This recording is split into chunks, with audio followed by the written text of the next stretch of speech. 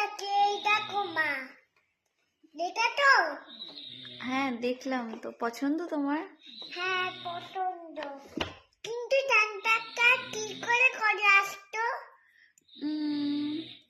সত্যিই তো, কি করে ঘরে ঢুকলো তারপর গিফট দিল?